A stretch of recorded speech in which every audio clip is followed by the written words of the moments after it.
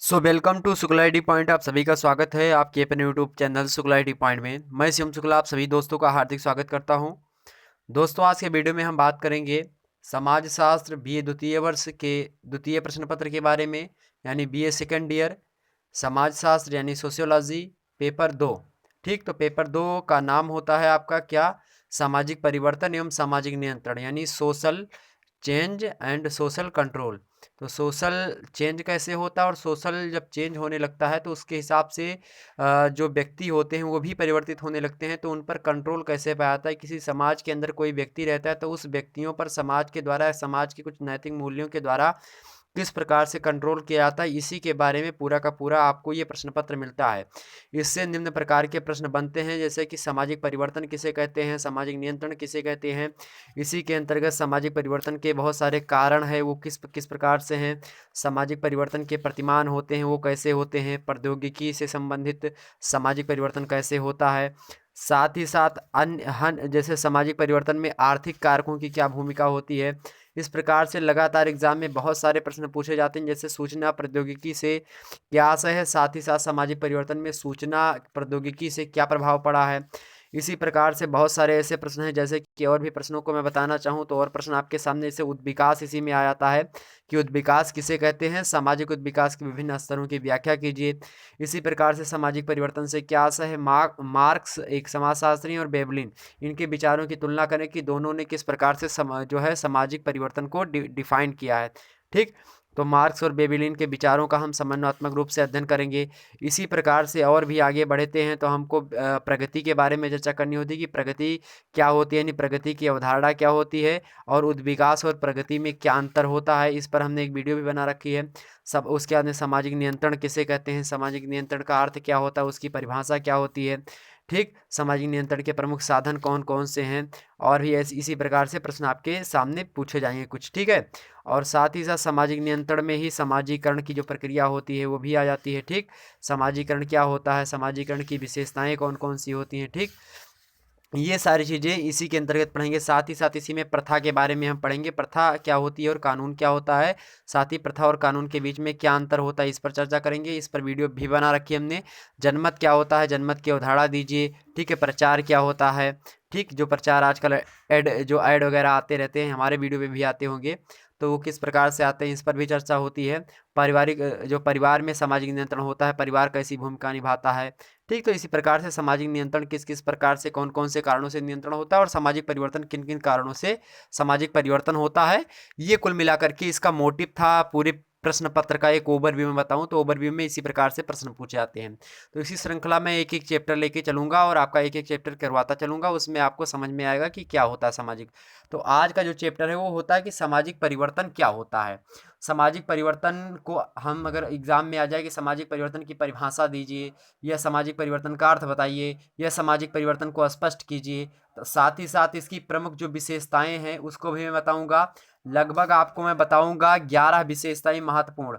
ठीक है, जिसके अंतर्गत सारी विशेषताएं, जो कि कुछ भी सामाजिक परिवर्तन को लेकर के पूछा जाता है आपसे, कि विशेषताओं को लेकर के उसके प्रश्न, उसके जो विभिन्न समाजशास्त्रियों ने उसकी परिभाषा दी है तो किस किस प्रकार से दी है, जैसे किंग्सले डेविस ने क्या कहा, गिलिन एवं गिलिन ने क्या कहा, गर्थ एवं गिल्स ने क्या कहा, इसी के साथ फिशर महोदय ने क्या कहा और जोन्स महोदय ने क्या कहा। इन सभी के बारे में हम देखेंगे किसने किस प्रकार से परिभाषा दी है सामाजिक परिवर्तन की। ठीक, तो मेन मोटिव था वीडियो, लगभग आपने 4 मिनट के समथिंग में सारा आपको पेपर जो है समझ लिया कि किस प्रकार से पूछे जाते हैं। एक एक चैप्टर ऐसे आता रहेगा।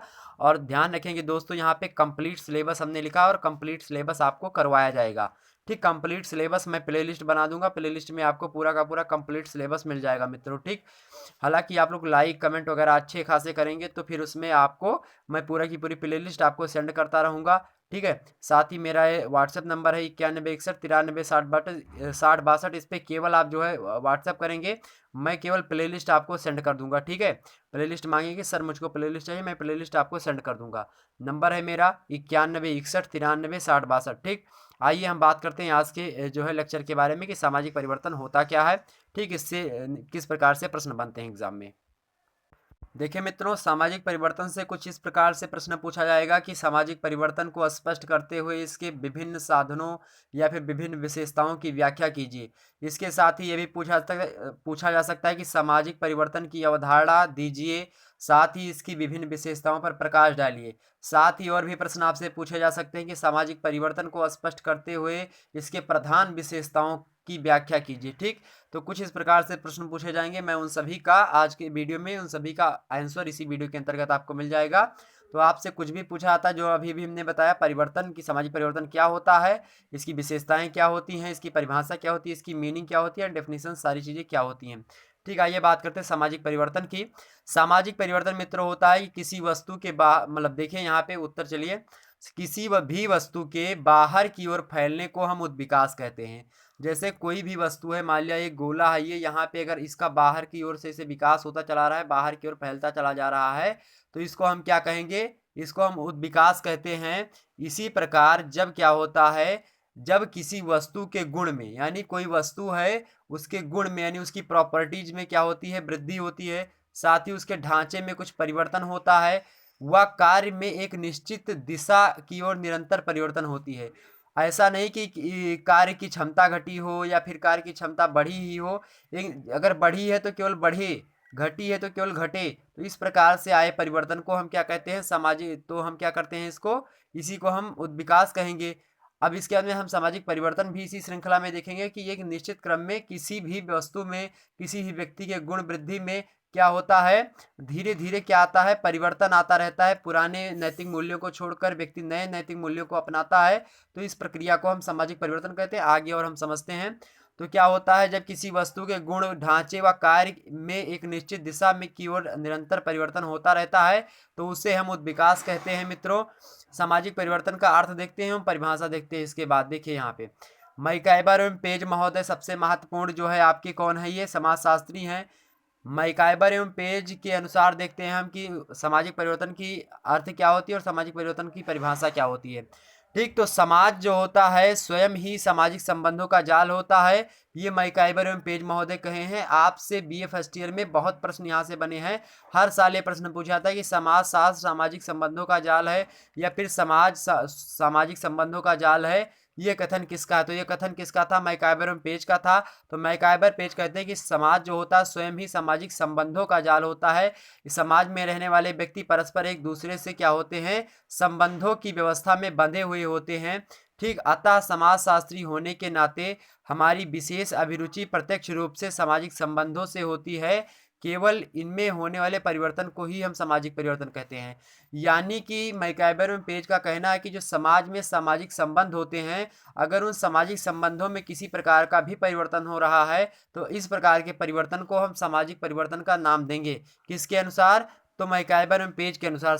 मैकाइबर पेज कहते हैं कि समाज में सामाजिक संबंध होते हैं, अगर सामाजिक संबंधों में किसी भी प्रकार का कोई परिवर्तन होता है तो उसी को हम सामाजिक परिवर्तन कहते हैं, सोशल चेंजमेंट कहते हैं। ठीक, अगले महोदय आते हैं आपके किंग्सले डेविस। किंग्सले डेविस के शब्दों में देखें अगर सामाजिक परिवर्तन की परिभाषा, तो देखें सामाजिक परिवर्तन की परिभाषा किंग्सले डेविस के अनुसार, सामाजिक परिवर्तन से केवल वही परिवर्तन समझे जाते हैं जो कि सामाजिक परिवर्तन को क्या करते हैं? संरचनात्मक प्रक्रियात्मक दृष्टि से देखते हैं। एक स्ट्रक्चर होता है उसका परिवर्तन होने का, उसकी दृष्टि से इन्होंने देखा है।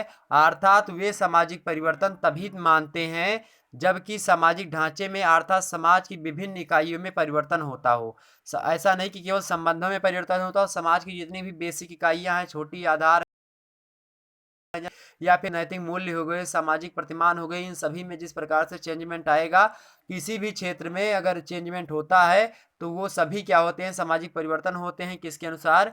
इनके अनुसार अधिकतर क्षेत्रों में परिवर्तन होना चाहिए किंग्सले डेविस के अनुसार। तो क्या होता है? विभिन्न इकाइयों में परिवर्तन हो तथा साथ ही परिवर्तनों से इसके प्रकारों में भी परिवर्तन आता है। यानी कि जो उसका पूरा जो है बड़ा सा क्षेत्र होता है उसमें भी परिवर्तन आ जाता है। पूरा का पूरा जो है एक मैं बता रहा हूँ, जैसे कि मान लिया कोई मोटरसाइकिल है, मोटरसाइकिल के विभिन्न पुर्जे में अगर परिवर्तन अलग अलग क्षेत्र में किया जाए तो उसको सामाजिक परिवर्तन तो कहा ही है। साथ ही साथ इन्होंने ये कहा कि पूरी की पूरी मोटरसाइकिल अगर चेंजमेंट कर दी जाए तो उससे मतलब वो भी सामाजिक परिवर्तन के अंतर्गत आएगा। कहीं ना कहीं पे अगर मोटरसाइकिल की हैंडल वगैरह सब चेंज कर देंगे तो मोटरसाइकिल में एक जो है मूलभूत अंतर आ जाएगा, परिवर्तन आ जाएगा। तो इस प्रकार के परिवर्तन को किंग्सले डेविस के अनुसार हम सामाजिक परिवर्तन कहते हैं। आगे बढ़ते हैं गिलिन और गिलिन महोदय के अनुसार। गिलिन एवं गिलिन महोदय कहते हैं कि नीचे यहाँ पे देखेंगे कि हम सामाजिक परिवर्तनों को जीवन के स्वीकृत क्या करेंगे, स्वीकृत ढंगों के रूपांतरण के रूप में परिभाषित करना चाहेंगे। ठीक, हम सामाजिक परिवर्तनों को जीवन की स्वीकृत ढंग, जो जीवन के स्वीकृत ढंग है उसके रूपांतरण में, मतलब एक दूसरे रूप से परिवर्तन करने की प्रक्रिया को रूपांतरण कहते हैं। जो जीवन के स्वीकृत ढंग है उनमें रूपांतरण जब होता है तो उसके रूप में हम सामाजिक परिवर्तन को परिभाषित करना चाहेंगे।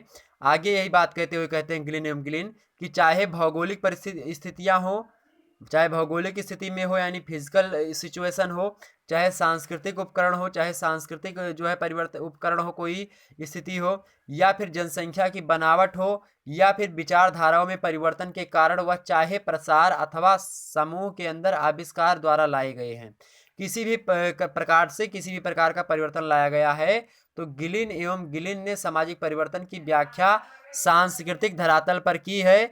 उनके अनुसार सामाजिक परिवर्तन जीवन की मानी हुई रीतियों में परिवर्तन को कहते हैं। जो सामाजिक जो व्याख्या इन्होंने की है वो की है कि सामाजिक परिवर्तन की व्याख्या सांस्कृतिक धरातल पर की है। सांस्कृतिक धरातल मतलब जो संस्कृति क्या होती है, एक पीढ़ी से दूसरी पीढ़ी को क्या की जाती है, हस्तांतरित की जाती है। ठीक है, तो अगर उसमें कुछ परिवर्तन आता है, मान लिया आपके पिताजी की संस्कृति कुछ दूसरी थी और आपकी संस्कृति की दूसरी है कुछ, तो अगर इसमें कुछ परिवर्तन आया है बीच में, ठीक है, पहले आपके पिताजी मान लिया, फिर आपके पिताजी के पिताजी आप पहले धोती कुर्ता गमछा पहनते थे, अब क्या हो रहा, आप पैंट शर्ट पहन रहे हैं, तो क्या होगा, आप में मूलभूत परिवर्तन आया कि नहीं आया, आया ना। तो इसी प्रकार के परिवर्तन को एक सांस्कृतिक धरातल कहा जाता है। तो ये इन्होंने इसी प्रकार की सांस्कृतिक धरातल पर परिवर्तन माना है। उनके अनुसार सामाजिक परिवर्तन जीवन की मानी हुई रीतियां, जो जीवन की मानी हुई रीतियां होती हैं, अगर उनमें कोई परिवर्तन होता है, चाहे ये परिवर्तन भौगोलिक दशा में परिवर्तन हुए हो या फिर सांस्कृतिक साधनों की मतलब साधनों में, या फिर जनसंख्या की रचना में, या विचारधारा में परिवर्तन हुआ हो, किसी भी परिवार का मतलब किसी भी प्रकार का परिवर्तन किसी भी दशा में हुआ हो, भौतिक में, सांस्कृतिक में, जनसंख्यात्मक रूप से विचारधाराओं में परिवर्तन हुआ हो, लेकिन वो क्या हो, रीतियों में परिवर्तन आ गया हो इसके हिसाब से, तो इस प्रकार के परिवर्तन को, ठीक है, हम क्या कहेंगे, गिलिन एवं गिलिन के अनुसार सामाजिक परिवर्तन कहेंगे। साथ ही साथ आविष्कारों के रूप में भी परिवर्तन। ठीक, आजकल विभिन्न आविष्कार हो रहे हैं तो विभिन्न प्रकार के परिवर्तन समाज में आपको देखने को मिला होगा। आगे हम बढ़ते हैं गर्थ एवं गिल्स के अनुसार। आप देख लीजिए सभी के अनुसार, लेकिन आपको एग्जाम में सभी के अनुसार नहीं लिखना, दो को आप ध्यान में लिख लीजिए। किसी को जो है मैकाइबर पेज ले लीजिए, किंग्सले डेविस, दो बहुत सबसे सहज इन्होंने दी परिभाषा, इनको आप याद कर लीजिए और ये लिख देंगे। उसके बाद में और बहुत सारी चीज़ें जब मैं अभी विशेषताएं बताऊंगा, विशेषताएं लिख देंगे तो, और एक आध परिभाषा अपने हिसाब से अपने मन से दी होगी कि इन दोनों व्यक्तियों के यानी मैकाइबर एवं पेज एवं किंग्सले डेविस की परिभाषाओं को पढ़ने के बाद में हम निम्न प्रकार की परिभाषा सामाजिक परिवर्तन की दे सकते हैं, जो कि इस प्रकार है। आप लिख के अपनी हिसाब से परिभाषा बना के लिख सकते हैं। ठीक, तो कोई जरूरी नहीं कि 3-4 लोगों की परिभाषा आपको पूछी जाए ही लिखे। मैं इसलिए 3-4 लोगों की बता रहा हूँ कि जो आपको अच्छी लगी वो लिख लीजिए और ज़्यादा समझ आपकी बेहतर हो जाएगी। ठीक, तो गर्थ एवं गिल्स के अनुसार देखते हैं मित्रों। देखिए, गर्थ एवं गिल्स कहते हैं कि सामाजिक परिवर्तन द्वारा हम उन तथ्यों की चर्चा करते हैं जो समय के साथ साथ भूमिकाओं, संस्थाओं अथवा उन व्यवस्थाओं में परिवर्तन होता है जो सामाजिक संरचना एवं उसकी उत्पत्ति, संवर्धन एवं अवनति से संबंधित होता है। ठीक, तो इस प्रकार के परिवर्तन को हम क्या कहते हैं, गर्थ एवं गिल्स के अनुसार सामाजिक परिवर्तन कहते हैं। आपको पता होगा हमने भूमिका के बारे में लेक्चर एक बना रखा है बीए फर्स्ट ईयर में, उस लेक्चर को देखेंगे तो आपको पता चलेगा कि भूमिका क्या होती है, व्यक्ति का क्या रोल होता है किसी समाज में। अगर उस रोल में व्यक्ति के परिवर्तन आता है कि बहुत लोग कहते नहीं कि तुम्हारा क्या रोल है इसमें, रोल मतलब होता है कि एक प्रकार से उसका निभाना किसी चीज़ को, जैसे अमिताभ बच्चन मान लिया हीरो की कैटेगरी का रोल निभा रहे हैं, तो वो क्या किस प्रकार का हीरो यानी अभिनेता का रोल कर रहे हैं, कोई गुंडे का रोल कर रहा अमरीश पुरी जी। ठीक, तो इसी प्रकार से क्या होता है कि आपका क्या दायित्व है समाज के प्रति, सामाजिक मूल्य किस प्रकार से आप निर्धारण करते हैं, आप सामाजिक प्रतिमानों का किस प्रकार से मानना करते हैं, मतलब मानते हैं उसको, ये डिपेंड करता है। अगर इसमें परिवर्तन होता है तो गर्थ एवं गिल्स के अनुसार क्या है, वही सामाजिक परिवर्तन है। गर्थ एवं गिल्स ने सामाजिक परिवर्तन को मूलतः सामाजिक संरचना में परिवर्तित माना है। सामाजिक संरचना जो होती है, यानी जो सोशल स्ट्रक्चर होता है, उसमें अगर कोई परिवर्तन होता है तो गर्थ एवं गिल्स के अनुसार वो परिवर्तन माना जाएगा। उन्होंने सामाजिक संरचना को भी स्पष्ट करने का प्रयास किया है, तथापि उन्होंने सामाजिक संरचना के साथ ही साथ भूमिकाओं तथा संस्थाओं में भी परिवर्तन होने पर भी कहा है कि ये भी सामाजिक परिवर्तन होंगे। सामाजिक संरचना संस्थात्मक ढांचे पर आधारित होती है मित्रों। भूमिकाएं ही मानव के व्यवहारिक प्रतिमानों अथवा सामाजिक प्रतिमानों की बुनियादी आधारशिला, जो हमने बताई कि क्या रोल किसी व्यक्ति का होता है किसी समाज में। ठीक, अगले महोदय हम देखते हैं, अगला है फिशर महोदय। फिशर क्या कहते हैं मित्रों? फिशर कहते हैं कि सामाजिक परिवर्तन समाज की क्या होती है, सामाजिक संरचना, यानी जो सोशल स्ट्रक्चर होता है, अर्थात समाज के प्रचलित जो मूल्य होते हैं, नैतिक मूल्य जो होते हैं, जो आदर्श मानक होते हैं, जो भूमिकाएं होती हैं समाज में व्यक्तियों की, और अन्य इसी तरह के तत्व जिससे होकर के रहन सहन की मूल्य व्यवस्था की अभिव्यक्ति होती है। अगर इन सभी में परिवर्तन होता है, यानी कि जो नैतिक मूल्य है इनमें परिवर्तन होता है, आदर्श मानक जो हैं समाज के कि मतलब कि किसी समाज में किस प्रकार से सारी चीज़ें हो रही हैं, अगर उन सभी में उनके जो है रोल में परिवर्तन हो रहा है, उनके रहन सहन में, खान पान में किसी भी प्रकार का परिवर्तन हो रहा है, उनके अभिव्यक्ति में परिवर्तन हो रहा है। ठीक, तो इस प्रकार के परिवर्तन को या रूपांतरण को हम क्या कहते हैं, सामाजिक परिवर्तन कहते हैं, फिशर महोदय के अनुसार। अगले हैं जोन्स महोदय।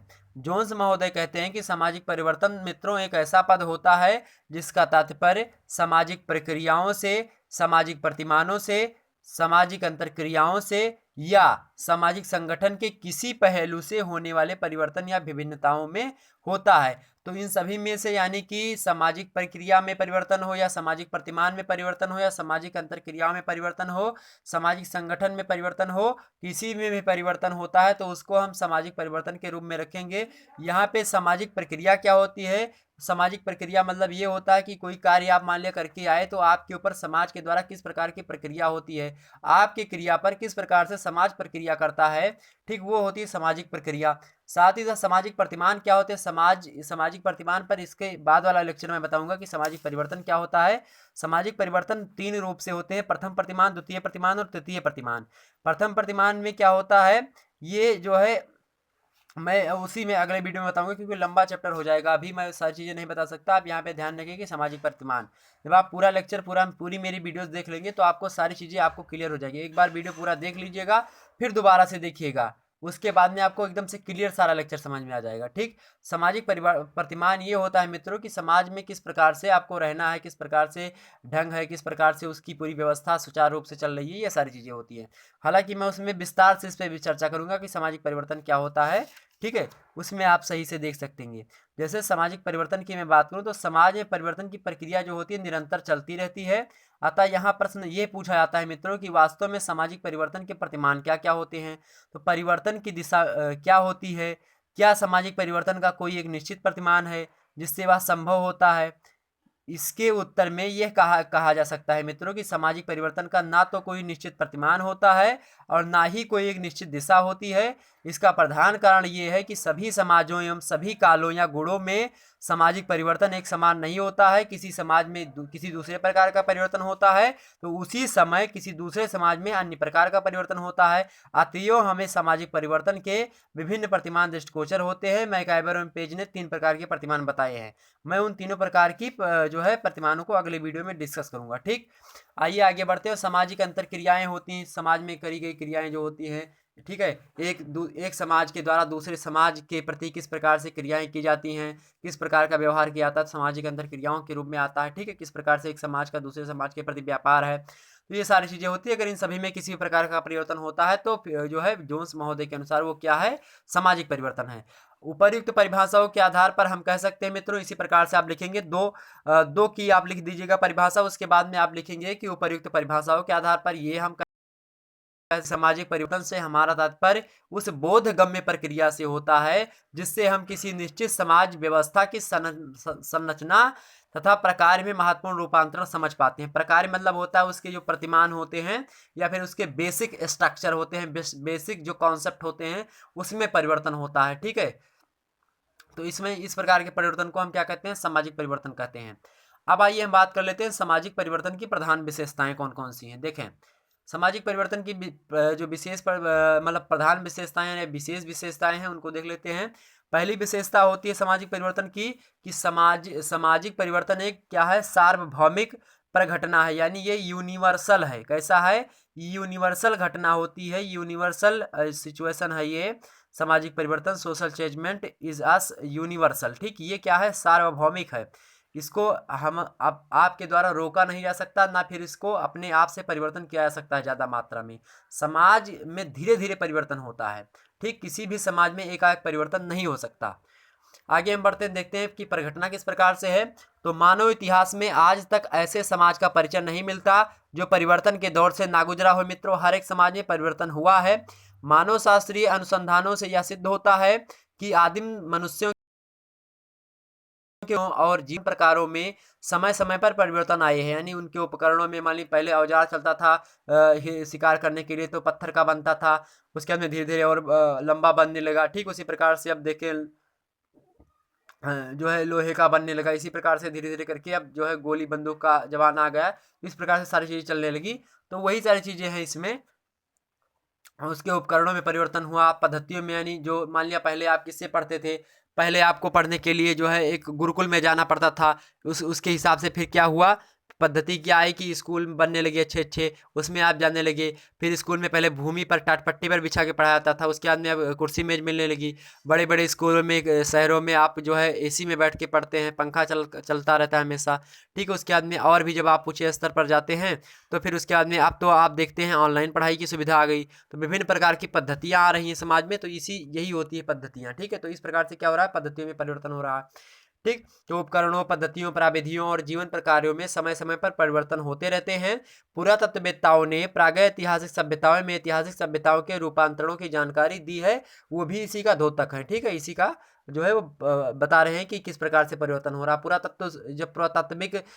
पुरातत्व में आप देखेंगे कि सिंधु घाटी सभ्यता के लोग किस प्रकार की चीज़ें करते थे, आज हम किस प्रकार की चीज़ों का उपकरण करते हैं, मतलब प्रयोग करते हैं, तो कितना चेंजमेंट है दोनों में, वही चीज़ बता रहा। दूसरा हम परिवर्तन देखते हैं मित्रों।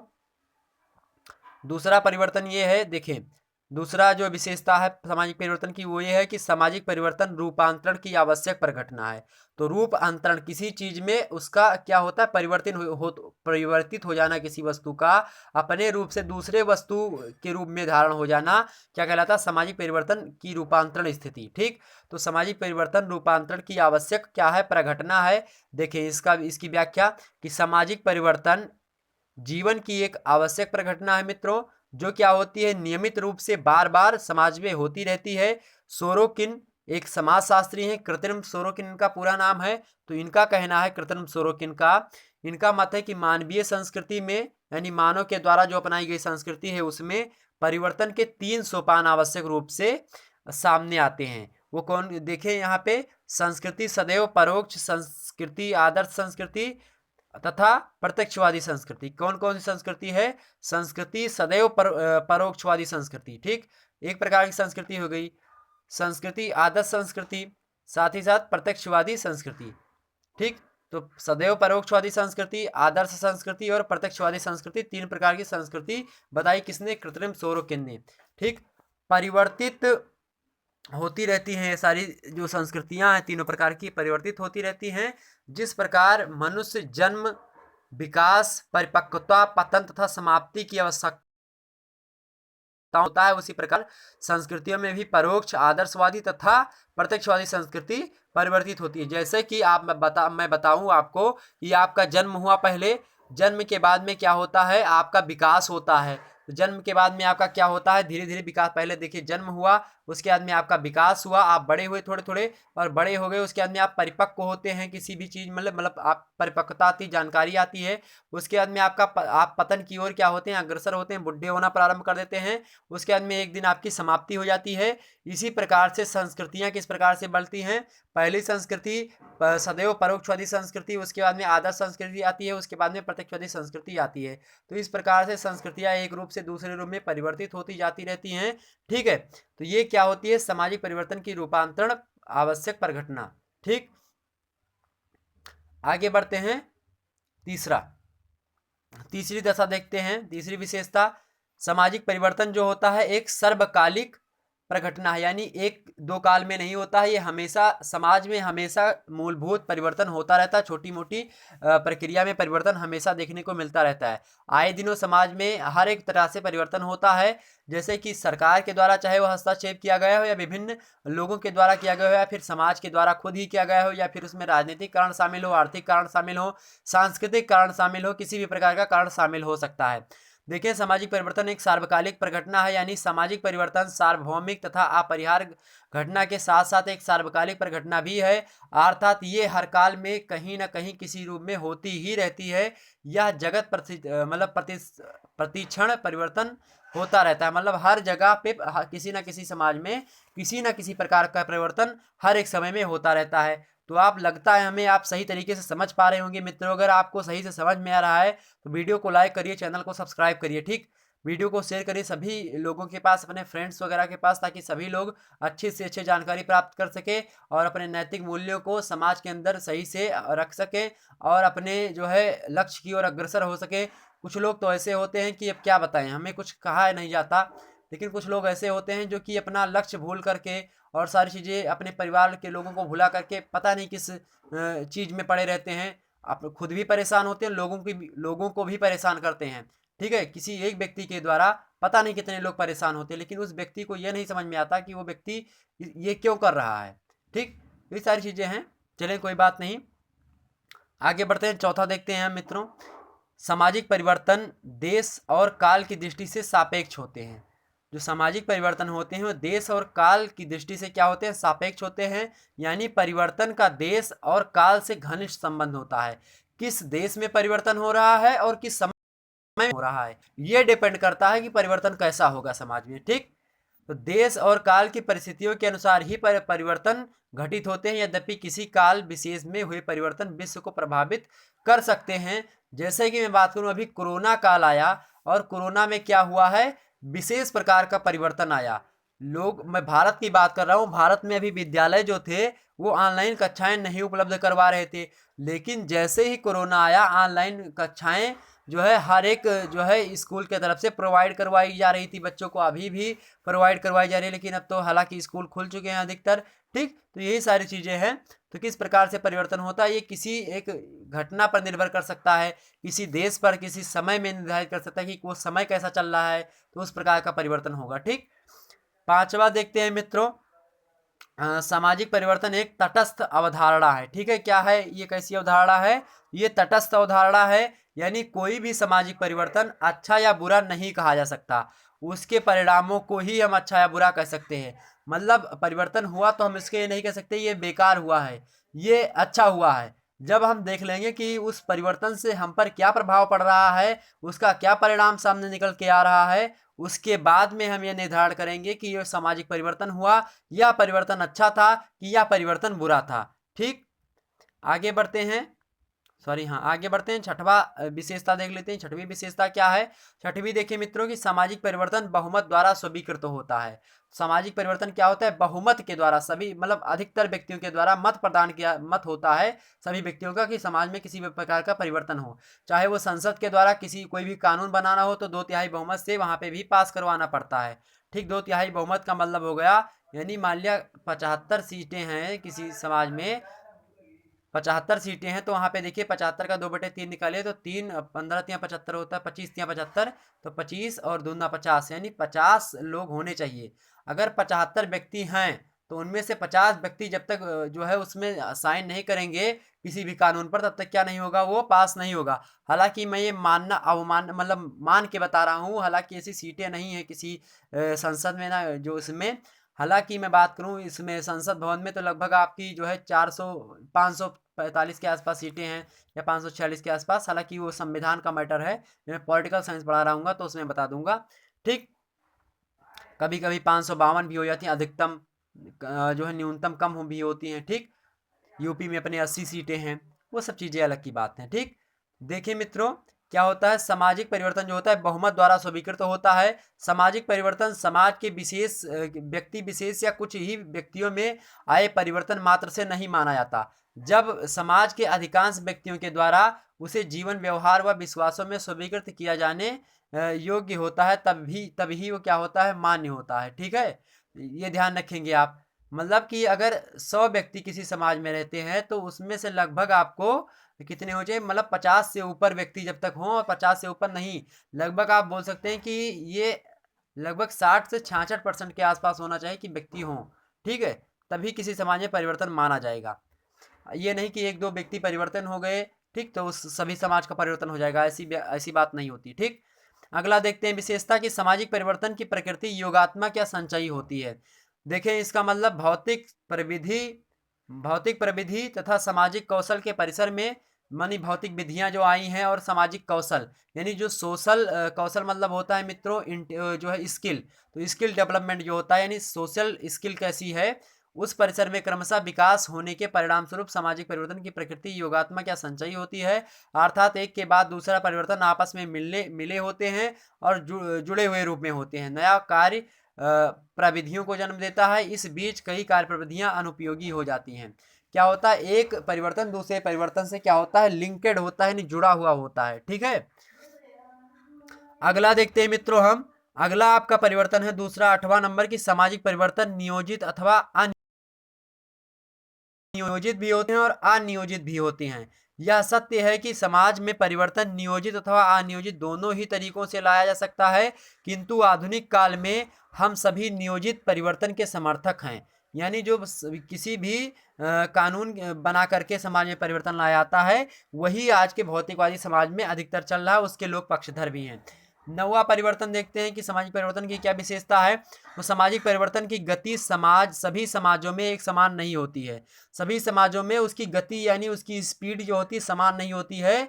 किसी समाज में धीमी गति से परिवर्तन होता है तो किसी समाज में तेज गति से परिवर्तन होता है। जैसे कि मैं बात करूं जो है यूरोपीय कंट्रियों की, तो उसमें परिवर्तन किस प्रकार से होता है, उनमें परिवर्तन तेज गति से होता है, जबकि भारतीय समाज में देखें या फिर अपने जो है दक्षिण एशिया में देखें तो उसमें परिवर्तन बहुत मंद गति से हो रहा है, यानी धीमे गति से हो रहा है। तो सामाजिक परिवर्तन की गति सभी समाजों में समान नहीं होती, अलग अलग समाजों में उसकी गति अलग अलग होती है। परिवर्तन सामाजिक जीवन की एक विशेषता होती है। प्रत्येक संस्कृति परिवर्तन के दौर से गुजरती है, लेकिन परिवर्तन की गति भिन्न होती है। उदाहरण स्वरूप आदिम समाजों में इसकी गति धीमी होती है, जबकि प्रगतिशील जो समाज होते हैं उनमें परिवर्तन तेज गति से होता है। किसी भी समाज में होने वाले परिवर्तन की गति व क्षेत्र उस समय की परिवर्तनकारी शक्तियों व्यवस्थित होती है। यही कारण है कि विभिन्न युगों, विभिन्न समाजों और एक समाज के विभिन्न भागों में परिवर्तन की गति भिन्न भिन्न होती है। इतिहास के विभिन्न क्रमों में भिन्न भिन्न युगों में परिवर्तन की गति मंद या तीव्र रही है। ठीक है, तो एक समान परिवर्तन किसी भी समाज में नहीं होता है।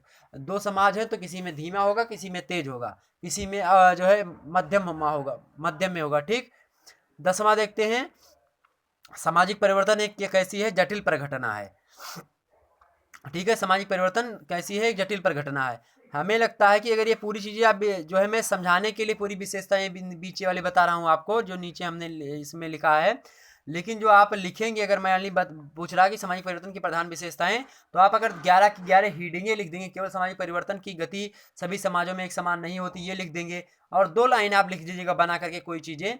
ठीक है, 10वां लिख सकते हैं कि सामाजिक परिवर्तन एक जटिल प्रघटना है। इसी प्रकार से सामाजिक परिवर्तन एक सार्वभौमिक प्रघटना है। सामाजिक परिवर्तन रूपांतरण की आवश्यक प्रघटना है। सामाजिक परिवर्तन एक सार्वकालिक प्रघटना है। सामाजिक परिवर्तन देश और काल की दृष्टि के सापेक्ष होते हैं। सामाजिक परिवर्तन एक तटस्थ अवधारणा होती है। सामाजिक परिवर्तन बहुमत द्वारा स्वीकृत होता है। सामाजिक परिवर्तन की प्रकृति योगात्मक या संचयी होती है। सामाजिक परिवर्तन नियोजित अथवा अनियोजित होते हैं। या फिर सामाजिक परिवर्तन की गति सभी समाजों में एक समान होती है और सामाजिक परिवर्तन की एक जटिल प्रघटना होती है।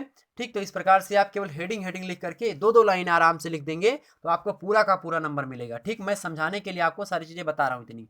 तो सामाजिक परिवर्तन एक जटिल प्रघटना है, इसको समझ लेते हैं। देखें, प्रायः सामाजिक परिवर्तन का संबंध गुणात्मक परिवर्तन से होता है मित्रों। अतः ऐसे अनेक प्रकार के गुणात्मक परिवर्तन समाज में होते हैं जिनको परिमाणात्मक इकाइयों में नापा नहीं जा सकता।